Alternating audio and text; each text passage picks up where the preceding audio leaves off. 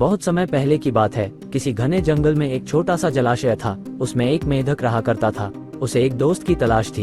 एक दिन उसी जलाशय के पास के एक पेड़ के नीचे से चूहा निकला। चूहे ने मेढक को दुखी देखकर उससे पूछा, दोस्त क्या बात है, तुम बहुत उदास लग रहे हो। मेढक ने कहा, मेरा कोई दोस्त नहीं है जिससे मैं ढेर सारी बातें कर सकूं, अपना सुख दुख बताऊं। इतना सुनते ही चूहे ने उछलते हुए जवाब दिया, अरे आज से तुम मुझे अपना दोस्त समझो, मैं तुम्हारे साथ हर वक्त रहूंगा। इतना सुनते ही मेढक बेहद खुश हुआ।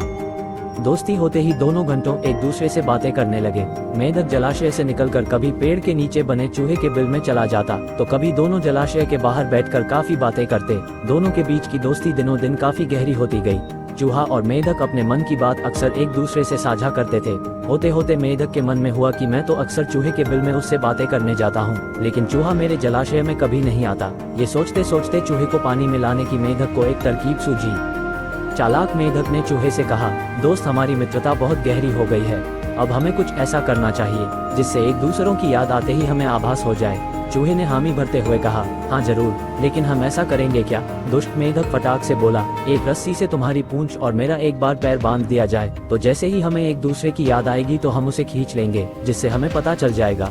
चूहे को मेढक के छल का जरा भी अंदाजा नहीं था, इसलिए भोला चूहा एकदम इसके लिए राजी हो गया।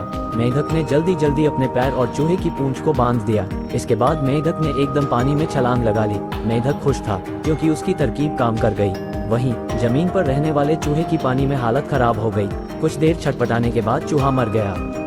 बाज आसमान में उड़ते हुए ये सब रहा था। उसने जैसे ही पानी में चूहे को तैरते हुए देखा तो बाज तुरंत उसे मुंह में दबाकर उड़ गया। दुष्ट मेढक भी चूहे से बंधा हुआ था, इसलिए वो भी बाज के चंगुल में फंस गया। मेढक को पहले तो समझ ही नहीं आया कि हुआ क्या। वो सोचने लगा आखिर वो आसमान में उड़ कैसे रहा है।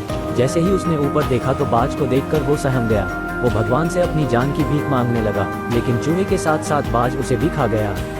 दूसरों का नुकसान पहुंचाने की सोच रखने वालों को खुद भी नुकसान उठाना पड़ता है। जो जैसा करता है वो वैसा ही भरता है। इसलिए बच्चों, दुष्ट लोगों से दोस्ती नहीं करनी चाहिए और हर किसी की हमें हाँ नहीं मिलानी चाहिए, बल्कि अपनी बुद्धि का भी प्रयोग करना चाहिए। दूसरों का नुकसान पहुंचाने की सोच रखने वालों को खुद भी नुकसान उठाना पड़ता है। जो जैसा करता है वो वैसा ही भरता है। इसलिए बच्चों, दुष्ट लोगों से दोस्ती नहीं करनी चाहिए और हर किसी की हमें हाँ नहीं मिलानी चाहिए, बल्कि अपनी बुद्धि का भी प्रयोग करना चाहिए।